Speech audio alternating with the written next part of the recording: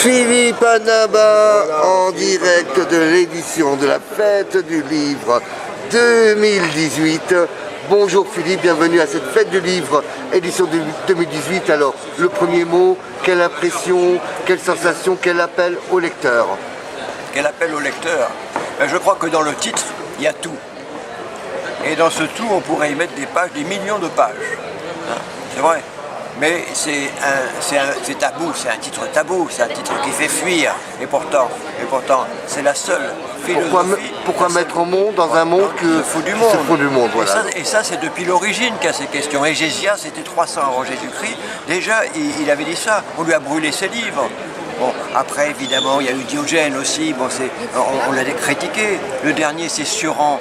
Bon, finalement, on l'enseigne plus dans les écoles, parce qu'évidemment, c'est la vérité, c'est la seule question philosophique qui vaut la peine d'être posée. Voilà. Quand on pense qu'on est 7 milliards, plutôt 8 même, qu'on sera 10 en 2050, quand on voit tous les problèmes que ça pose, non pas qu'on soit 10 milliards, mais qu'est-ce qu'on fait pour nourrir 10 milliards? Tout ce qu'on a fait, qui est désastreux, et c'est pas fini, et pour supporter ça, pour pas qu'on s'en aperçoive, c'est le mensonge permanent, partout, tout le temps. Voilà. Mais il faut pas le dire, alors le disons pas. Lisons-le. Exactement. Ce qui est très important aussi, c'est que tu as rejoint les Presses du Midi, qui est un éditeur solide pour les Varois. Voilà, donc tu étais quand même un auteur et grâce reconnu, à lui, parce que c'est pas moi qui lui permet de vivre. Et c'est une immense reconnaissance vis-à-vis de lui en tant que personne et de toute son équipe, ça c'est sûr, parce que sinon, là, je serais pas là. Et voilà, et en plus on pourrait faire une transition avec Bienheureux les enfants de la mer. Alors celui-là qu'on va montrer aux téléspectateurs, là, hop, il est tout vert là, regardez là, il est tout vert, raconte-nous un peu là. C'est un peu l'antithèse de ce que je viens de dire, c'est-à-dire que les gens ne veulent pas en parler, les chercheurs ne veulent pas l'avouer, ils veulent croire que le patriarcat a toujours existé, qu'il existe et qu'il existera toujours, ce qui est une grande erreur. Il y a eu toute une civilisation, mais sans écriture, donc on ne veut pas en parler, qui est les sociétés matrilinéaires, qui étaient des sociétés qui étaient de redistribution, qui étaient des sociétés sans guerre, qui étaient des sociétés qui n'étaient pas impérialistes. Évidemment, on ne peut pas y revenir avec tout ce qu'on a fait depuis, c'est impensable, même dans la tête, c'est pas possible. Mais on devrait quand même s'en inspirer, parce que les fouilles vraiment archéologiques dont on ne parle jamais, de ces sociétés-là qu'on a retrouvées, on n'a pas retrouvé de remparts pour se défendre, on n'a pas retrouvé d'armes, ce sont des sociétés pacifiques. Évidemment, c'était il y a 10, 15, 20 000 ans. Alors on ne peut pas revenir en arrière à ce point-là, mais au moins au niveau de la mentalité, de la philosophie, on pourrait s'en inspirer quand même, c'est la redistribution. Mais parce qu'il n'y avait pas d'argent, il n'y avait pas de monnaie, il n'y avait pas de pouvoir, il n'y a pas de lutte contre le pouvoir. C'est une société qui était organisée assez rationnellement, un peu comme les animaux s'organisent. Il ne faut pas croire que le monde est un monde de bisounours. Regardez, un œil sur la nature. Quand la lionne se précipite sur l'antilope, qu'elle l'égorge, l'antilope lui donne le don de sa vie à un autre animal. Tout dans la nature est une question de don. Mais nous, on a fait l'inverse. À partir du patriarcat, puisque ce qui était important, c'était le sexe tout le temps, permanent.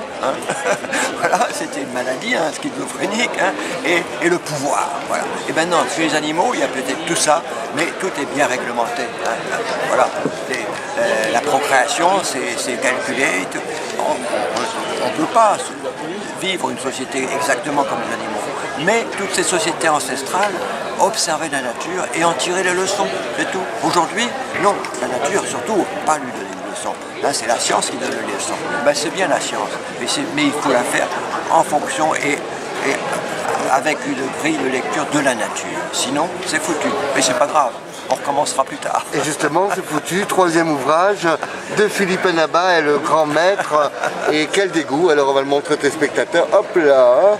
Alors ce petit ouvrage que tu as écrit aussi, comment il est, quelques senteurs? Ce sont une suite de réflexions par rapport à l'actualité, ce sont une suite de pamphlets, il y en a un par jour, sur toutes les stupidités, les aberrations, les contradictions, enfin la schizophrénie, n'est-ce pas? Écoutez, on dit oui, mais tout, on va se sauver parce qu'on va tous changer les voitures et tout prendre des voitures électriques. mais c'est très bien. Mais vous savez, en France, ça y aurait fallu y penser il y a 30 ans. Tous les supermarchés, toutes ces immenses surfaces où il n'y a pas un panneau voltaïque. Dès qu'on fait le éolien, c'est une escroquerie, parce que dans 20 ans, combien ça va coûter tout ça à remplacer, et de même, qu'est-ce qu'il y a dedans? Tous des métaux rares qu'on ne trouvera plus dans 10 ans, dans 20 ans, tout ça c'est des impasses. Et l'électricité, en même temps on dit, attendez, en 2050, on en sera supprimé 50% des centrales nucléaires partout dans le monde, mais on rêve complètement, ce ne sont que mensonges, j'en reviens là. Voilà, donc si vous voulez, ce sont des livres noirs, mais d'un autre côté, eh bien, il y a une époque très lointaine où c'était pas si noir que ça, où il y avait de l'espoir. Et je vous signale d'ailleurs que moi, jusqu'à mes 40 ans, je viens d'une société qui était vivable. Je dis une société française, je ne dis pas le monde, mais on n'a pas su gérer ça intelligemment, puisque aujourd'hui, eh ben, c'est fini. Les enfants n'ont même plus l'espoir d'avoir un niveau de vie égal ou supérieur à leurs parents. Ils sont un peu dans l'angoisse vis-à-vis de l'avenir. Eh bien, c'est pas normal qu'on voit qu'il y a eu 3000, 5000% de productivité depuis le 19e siècle. À quoi ça sert alors? À quoi ça sert tout ça? Écoutez, chers lecteurs, voilà, on était un petit moment avec Philippe Annaba. Venez nombreux le découvrir à la fête du livre 2018 à Toulon. Tout à l'heure, quelques scolaires vont être là, donc j'espère que tu auras l'occasion de leur partager ta passion, des mots, de l'image, du sens. Tu es un peu notre Confucius varois. Oui, avec eux, il faut être évidemment plus calme et puis plus tempéré, parce que voilà. Les pauvres, il faut montrer l'exemple. Leur donner l'espoir quand même. Voilà, exactement. Voilà. Écoute, Philippe, c'est un honneur. Voilà, et leur donner l'envie aussi de l'effort un petit peu, parce que c'est vrai que ça va être plus difficile, et il va falloir quand même se débrouiller, et ça demande pas mal de réflexion avant d'agir, de réfléchir à ses propres stratégies finalement. Écoute, on te remercie infiniment et on te souhaite une excellente fête du livre en remontrant tes spectateurs tes 3 ouvrages. Bienheureux Les enfants de la mer, Quel dégoût, et l'ouvrage Pourquoi mettre au monde dans un monde qui se fout de tout, et c'est Philippe Annaba. Belle fête du livre, édition 2018. Merci. Et merci aux presses du Midi. Merci aux presses du Midi, merci à M. Chevassieux et merci à toi. Merci à tous et bonne fête du livre.